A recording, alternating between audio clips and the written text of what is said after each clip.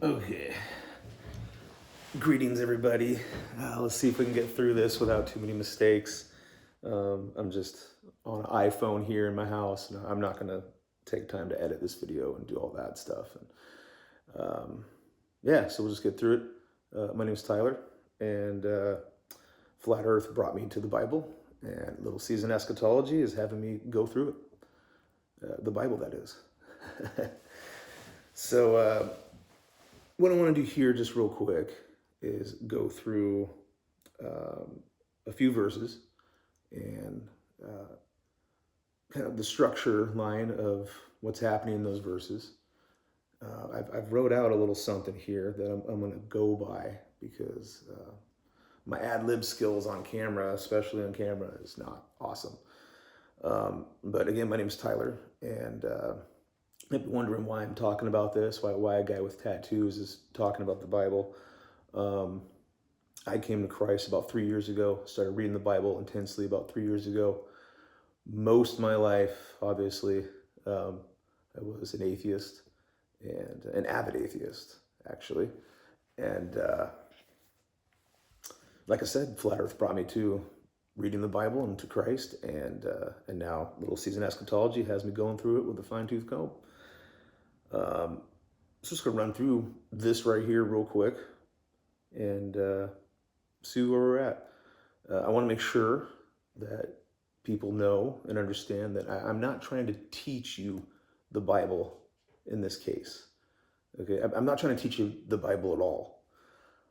My intentions is to share my excitement about the Bible and inspire you to read it yourself.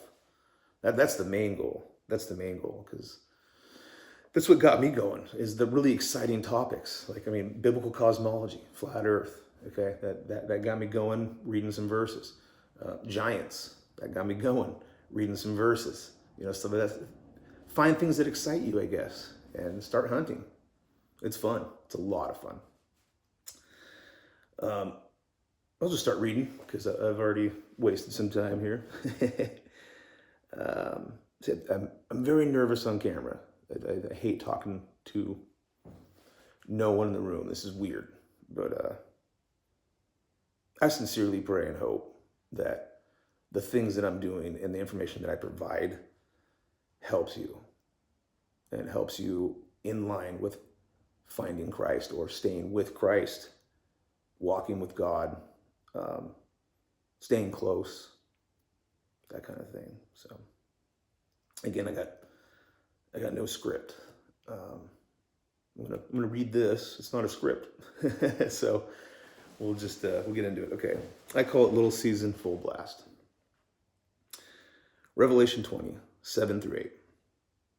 And when the 1,000 years are expired, Satan shall be loosed out of his prison, and shall go out to deceive the nations which are in the four quarters of the earth, Gog and Magog, to gather them together to battle, the number of whom is in the sand of the sea. So we got Satan going out. He's being loosed of his prison, and he's going to deceive the nations. We have this verse in the Bible, and to me that tells me it's going to happen. It's going to happen at some point in time. Is it happening right now? But the big question, though, is how long would it take for Satan to deceive the nations? When I really put that in perspective, that's deceiving the entire world, right? Because he's gathering them, the number of the sand of the sea. So we're talking about billions of people that Satan's fully deceived. Billions, right? How long would that take? You know, in my mind, it would take quite a while. It would take quite a while. It would take a massive effort. Maybe like a global conspiracy of sorts to kind of get people away from believing what the Bible says, like heliocentrism, that kind of stuff. How long would it take? A couple hundred years? 20 years? Are we that stupid? Got to wash out relatives and memories and You got to lock people up in insane asylums, and you got to change history books. You got to write a lot of history in. It's easy to do, but like media manipulation is not just. It's not just on TVs and on the news. It's a lot deeper than that. It's in the schools. It's in like the fundamental understanding of everything. It's deep. Okay. Why would God allow Satan to have a little season? Revelation chapter 20 describes a period of 1,000 years, often referred to as the Millennium, during which Satan is bound and cast into the abyss, unable to deceive the nations. After this 1,000-year period, Satan is released for a short time. So there's a period of time where he's locked up, he's unable to deceive the nations. So in my mind, that's a glorious time. That would be incredible. Does that mean all evil and every doubt of everything is washed away? It doesn't say that. It says that he's just locked up and unable to deceive the nations. Sounds like a glorious time. Sounds amazing. The primary reasons and purposes for Satan's release, as understood by many theological interpretations, are to demonstrate humanity's inherent sinfulness. Even after 1,000 years of Christ's righteous rule on earth with no satanic influence, a significant portion of humanity will still choose to rebel against God. I think that would be absolutely true, because even now we have people rejecting Christ and rebelling constantly. When he was alive, they rejected and rebelled. Before he came, rejected, rebelled, constantly, right? Let's see. The final rebellion, instigated by Satan upon his release, serves as a conclusive demonstration that the problem of sin relies within the human heart, not just the external temptation. It proves that a perfect environment alone cannot eradicate the human propensity to reject God. Of course it can't. That's why we need salvation. A perfect environment does not produce perfect soul and faith, right? That comes with a whole lot more, and that's another video. But I think most of you understand. To bring all rebellion to final climax, it proves that perfect environment doesn't cleanse our souls, doesn't give us salvation, right? To bring all rebellion to a final climax, Satan's release allows for one last decisive gathering for all those who choose to oppose God. That seems legit. This final battle, after referred to as Gog and Magog, ultimately leads to Satan's complete and eternal defeat, along with the eternal state of the new heavens and new earth. To prepare for the final judgment, the last rebellion and its swift defeat clear the way for the great white throne judgment. Revelation 20, 11 through 15, where all the wicked are judged and cast into the lake of fire. It ensures that before eternity begins, before we get the new heaven and new earth, every aspect of sin and rebellion has been dealt with and removed.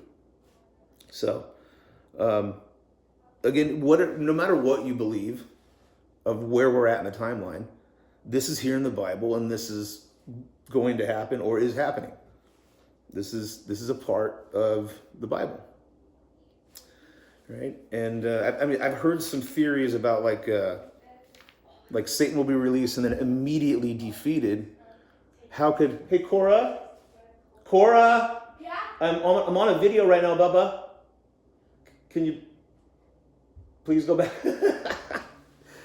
Kids, she's on the phone. She's going to have a sleepover tonight. Very exciting. Maybe close your door too, Bubba. Love you. In essence, Satan's temporary release serves as a final undeniable test of humanity's true allegiance, a culmination of evil, a prelude to God's ultimate and eternal triumph over all sin and rebellion. So it's like Pastor Don Spears, he calls the little season, I think he calls it the mop-up job. It's like the last final sweep and getting all the souls that we can, right? Save as many as you can. Something to keep in mind. As we look at these, we're going to look at these verses.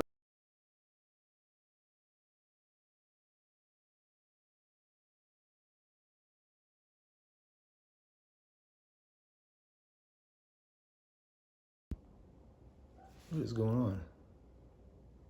I think I'm getting the phone call on my phone right now while I'm trying to make this video. I think we'll have to break this and come back. Much love, friends. Oh, it's an Amber Alert. Okay.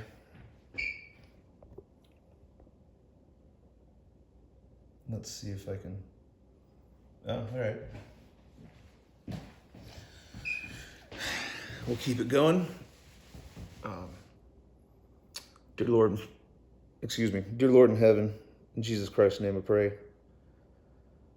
I hope that situation with the Amber Alert goes exactly how it's according to plan, and I know it will because it's in your hands, Lord.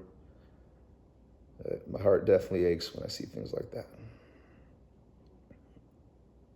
Amen. Amen. Sorry. Something to keep in mind, the generation stuff, okay? Ecclesiastes, I have a hard time pronouncing stuff. My wife knows. It gives me a hard time for a lot of things. One generation, so Ecclesiastes 1:4. One generation passeth away, and another generation cometh, but the earth abideth forever. Okay, so it just gave me a little clarity on like what the word generation in the King James Bible is referring to. And it refers to kind of the same thing that how we use it today. Like, you know, the generation, because a generation will come and another generation, right? It doesn't mean forever. It doesn't mean a 2,000-year long generation. It means that it cycles the same way that it does like now. Another one in chapter 1, 9 through 11, and this is just solid. I just love this. The thing that hath been done, the thing that hath been, it is that which shall be, and that which is done is that which shall be done. And there is no new thing under the sun. No new thing under the sun. It sounds crazy, doesn't it? It sounds like everything's cyclical, like everything. Like we're running the gauntlet of resets and cycles and yep.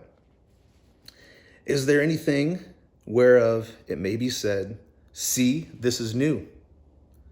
It hath been already of old time. It hath been already of old time, which was before us. There is no remembrance of former things, neither shall there be any remembrance of things that are to come with those that come shall after. No new thing under the sun, and we wouldn't remember it anyways. So it is brand new because we don't remember it, but it's not new. It's a cycle, right? Okay, let's take a look at some verses. I did this in chronological order, like in biblical like chapter order, you know. So we start in Matthew. Matthew chapter 3, verse 7 describes John the Baptist confronting many Pharisees and Sadducees who came to his baptism. He calls them a brood of vipers and challenges their motives, essentially asking them who warned them to flee from the coming wrath. Matthew 3:7. But when he saw many of Pharisees and Sadducees come to his baptism, he said unto them, O generation of vipers, who hath warned you from the wrath to come, to flee from the wrath to come? So there we get that word generation, you generation of vipers.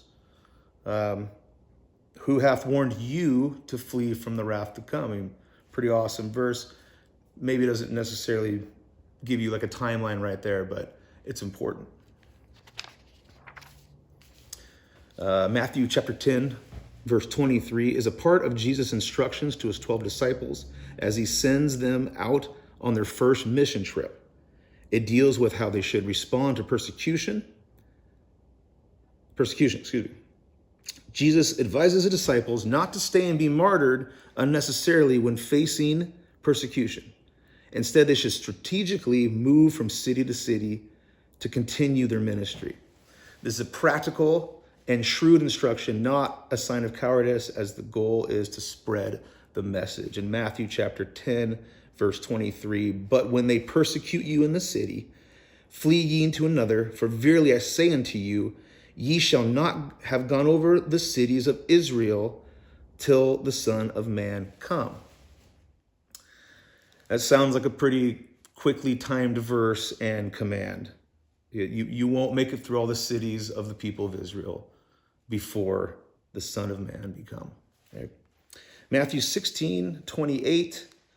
In Matthew 16:28, Jesus speaking primarily to his disciples is a statement intended for those who have chosen to follow him and are privy to his more intimate teachings.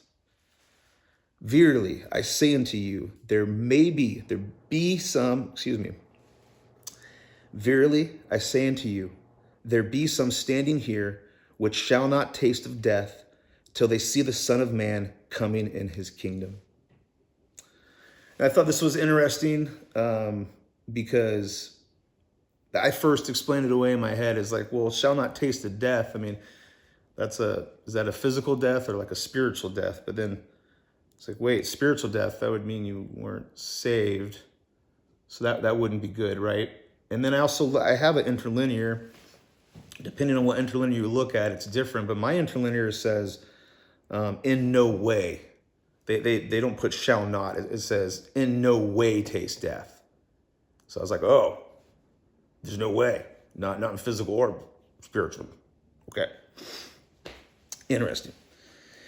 Matthew chapter 24:34 is a highly debated verse within what's known as the Olivet Discourse.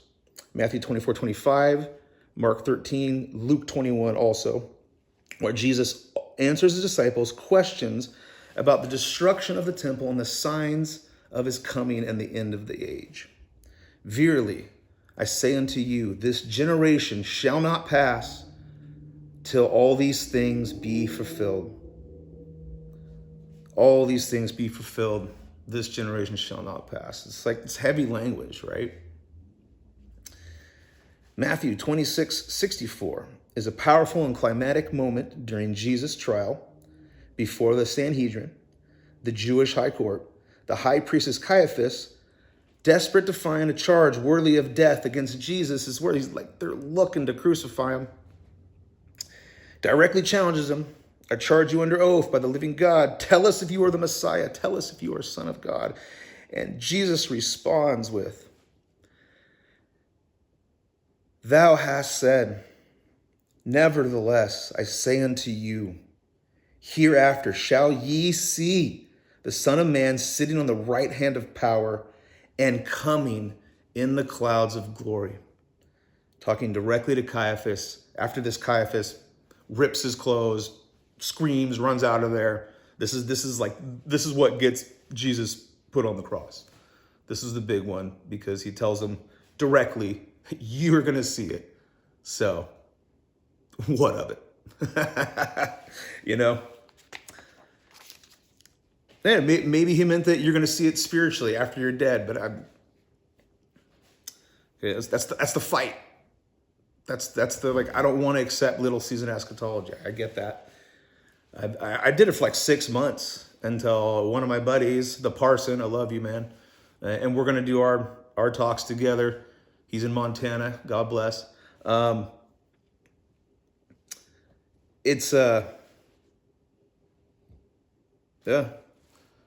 lost my train of thought, and I'm not going to edit because sorry. Let's just get back into it. Mark 9:1. So it just repeats it, of course, in the Gospels, right?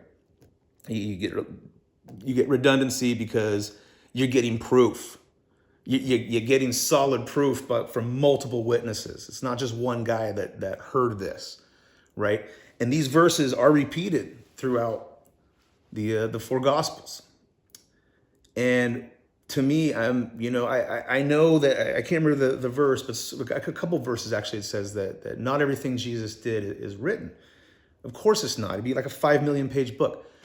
But the stuff that they included obviously was very important. Very important. And for them to repeat it 4 times throughout the Gospels, kind of driving it home, it's the important stuff, right?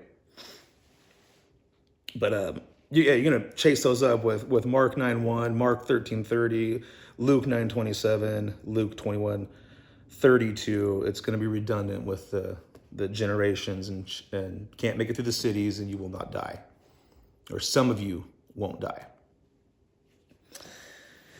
Okay. John, let's move to the 4th gospel. In John chapter 21, 22 to 23. This one's very interesting.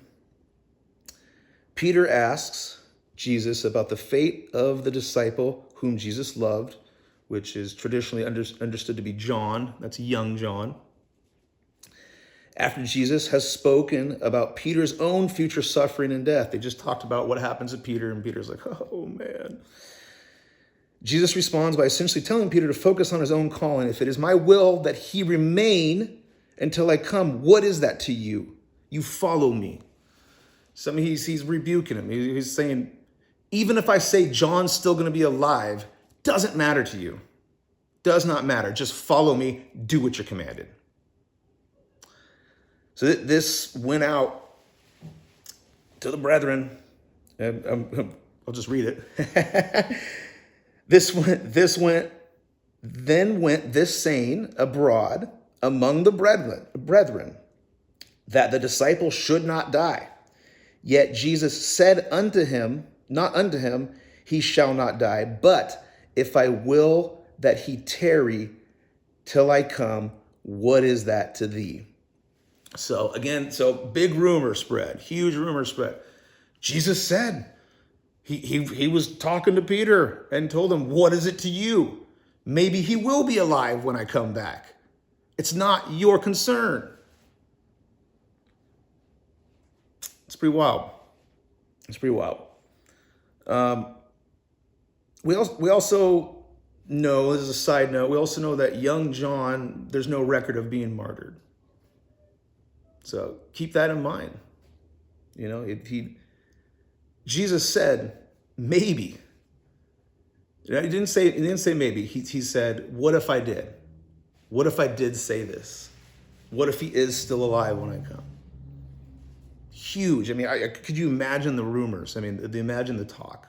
And obviously it was big enough to write in the Bible, to write down. It was a big enough deal.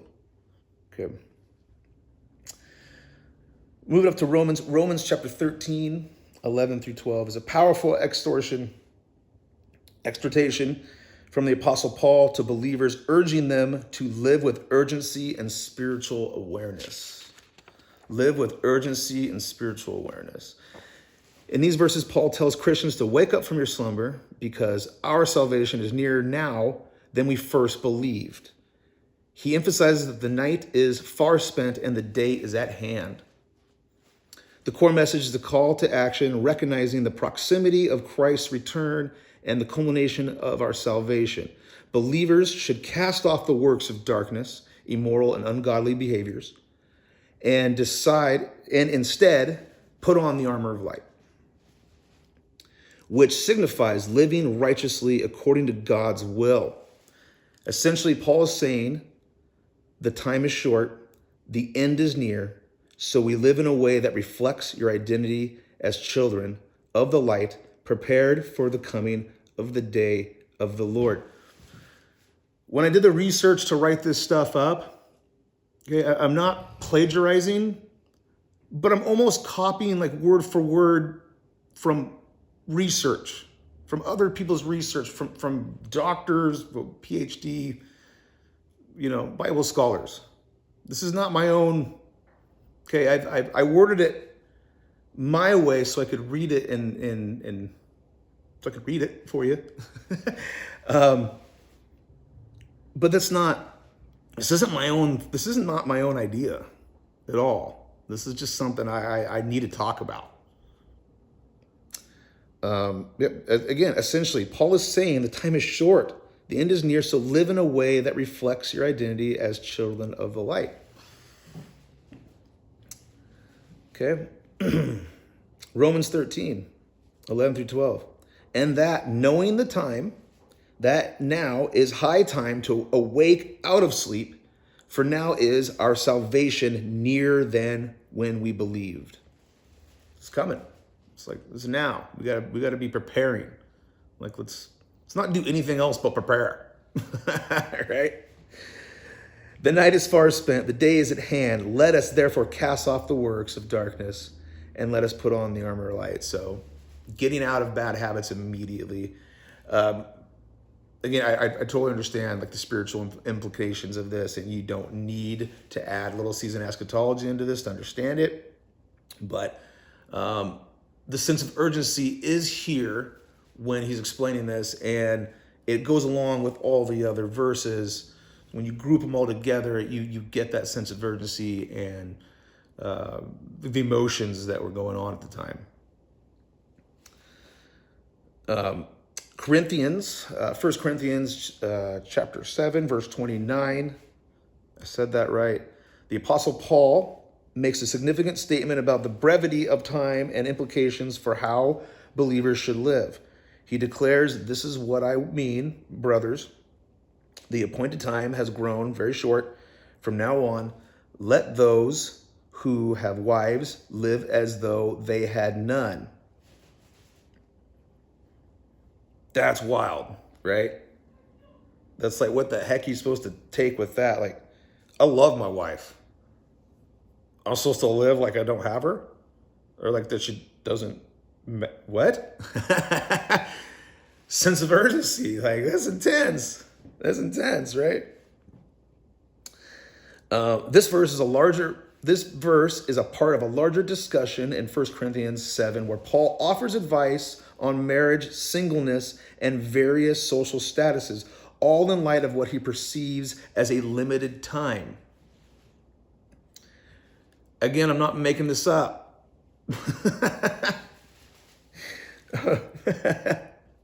I just couldn't copy and paste and plagiarize, so I had to reword it and write it myself. But I'm not deriving this on my own. All right, 1 Corinthians 7:29, Paul says, "But this I say, brethren, the time is short. It remaineth that both they that have wives be as though they had none." Okay, there's that KJV languaging, right?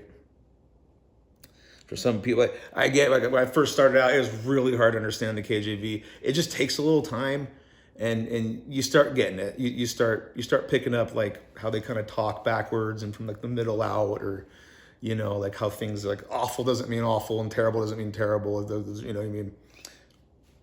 Okay, like awful means full of awe. It's actually a good thing. Like it's like wondrous, like wow, whoa, awful. That was totally unnecessary. Okay.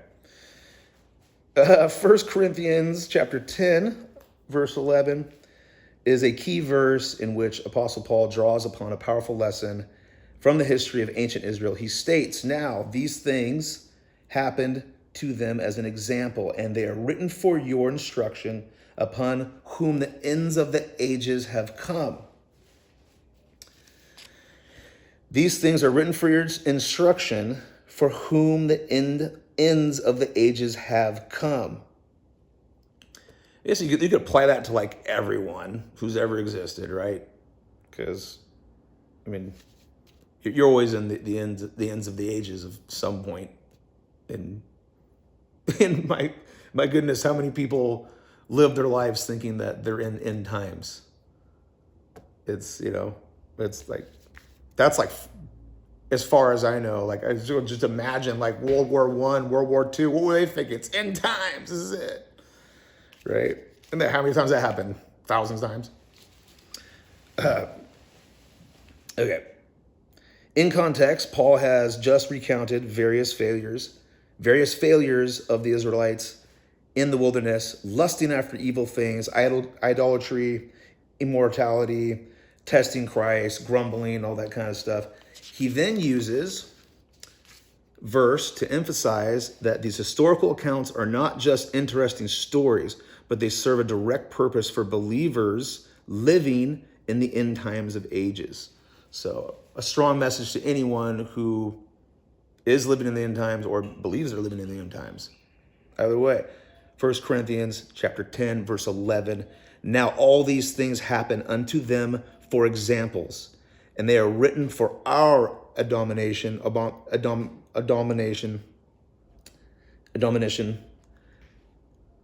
I have never noticed that word before. I'm sorry. I'll have to look that up later. Upon whom the ends of the world are come. Okay. Awesome.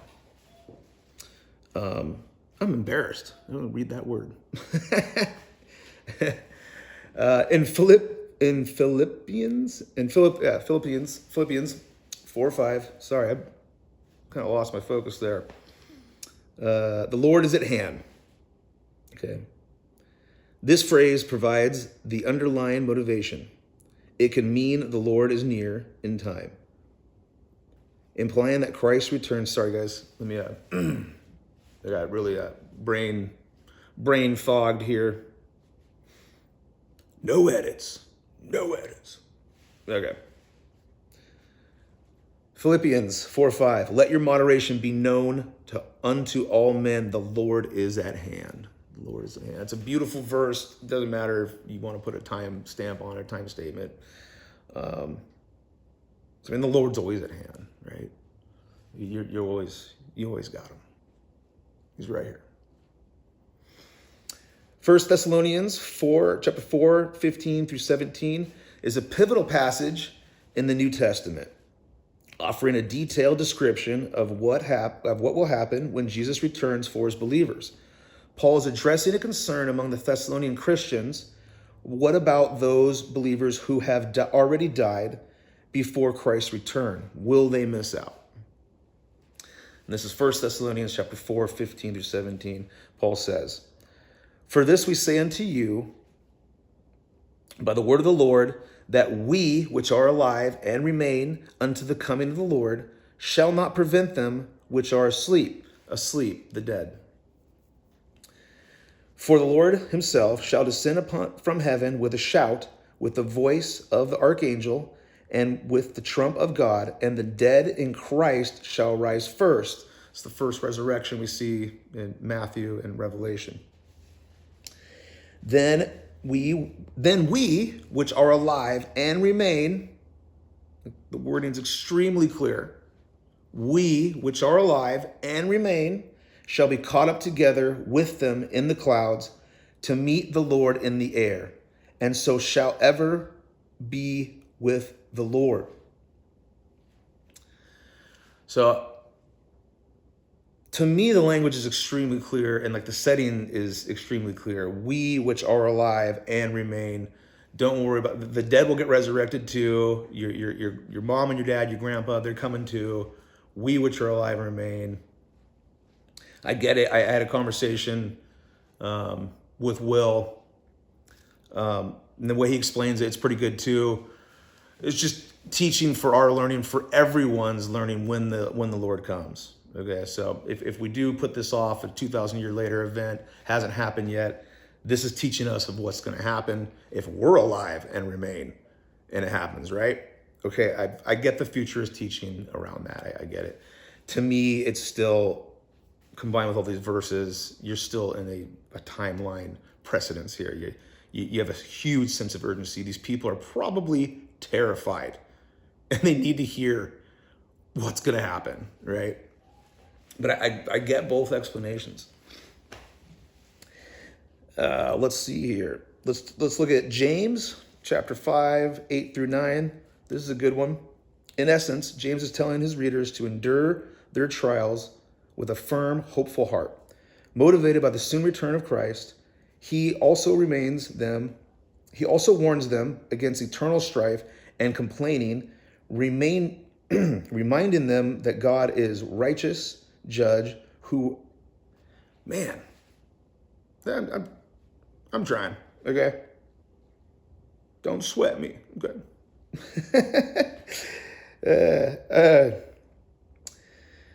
He also warns them against eternal strife and complaining, reminding them that God is righteous judge who will hold them accountable for their behavior towards one another, especially as his coming approaches. Right? So this is the actual verses. Be ye also patient. Establish your hearts, for the coming of the Lord draweth nigh. That means it's coming very soon. Grudge not one against another, brethren, lest ye be condemned. Behold, the judge standeth before the door. Yeah, I kind of got a brain fart here and was missing. Nope. Okay.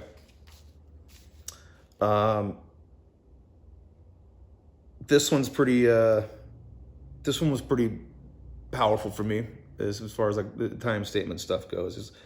This is 1 Peter chapter 4, verse 7. Peter is writing to Christians who are facing persecution and suffering. He urges them to adopt a specific mindset and way of living because of the imminent end of all things. This phrase conveys a sense of urgency. It was pretty powerful. I mean, again, we've got powerful language of urgency, things that are going to happen to those people at that time, or within their generation, or coming soon. I just can't get a 2,000-year gap when I read this stuff. And this is just for me. Okay? I'm not telling you that's how you should believe it.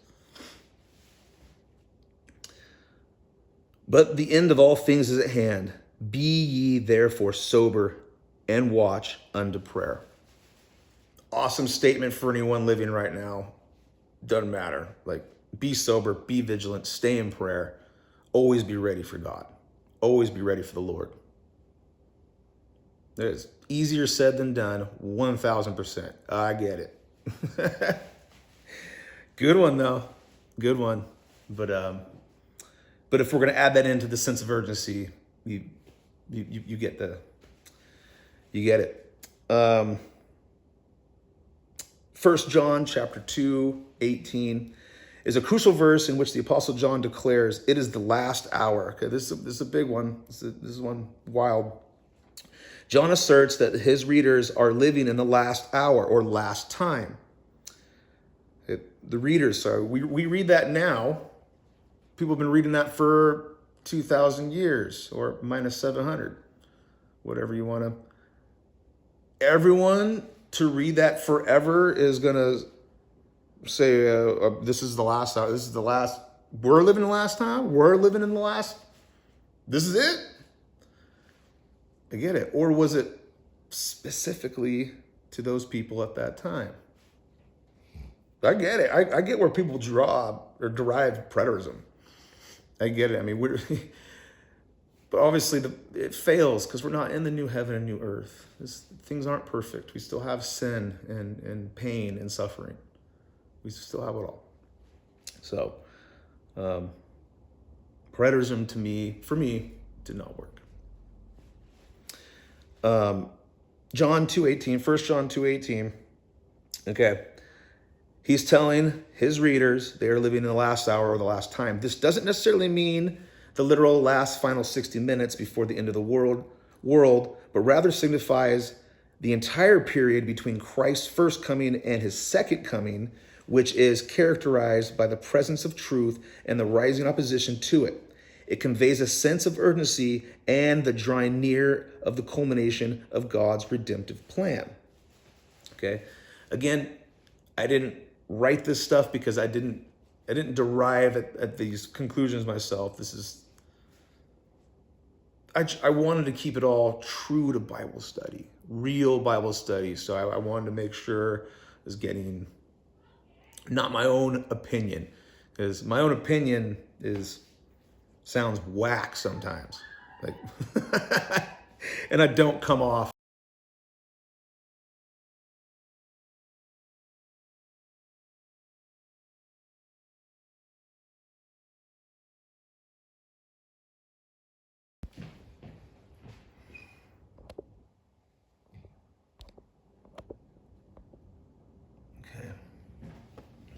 All right.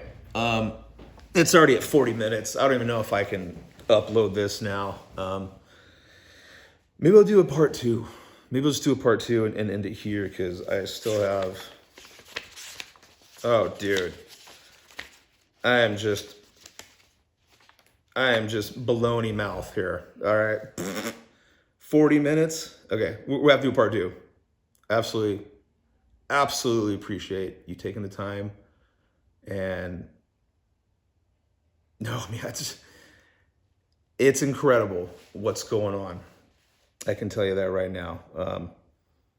For me, I came to the Bible. I came through Flat Earth. I started a channel on Telegram, and it was just for my own. I just wanted to place Flat Earth stuff in this channel. A bunch of people started joining. Didn't quite know what to do. Like I was at like 300 subscribers, and I was like, "What's going on? Like maybe I should make it private. Maybe I should kick everyone off. I don't know." I opened a comment section. People started talking. It started growing more and more. Long story short, at like 3,000 subscribers, I wanted to shut it down. I was getting panic attacks going like, what is happening here? Like, I don't want to be a social media dude. I don't want to do all this.